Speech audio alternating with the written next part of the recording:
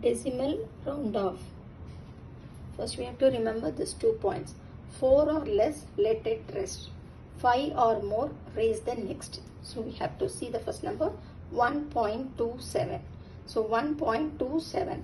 Beginner is 7. So 5 or more, raise the next. So the next number another 2. So the answer is another 1.3. Next is 0.32. See the number 2. 4 or less, let it rest. Appo in the 3, in the 2 on the let it be rest. Appo the next number another 3. So answer is 0.3. Adhe number எழுது. Next 3.48. See the number 8.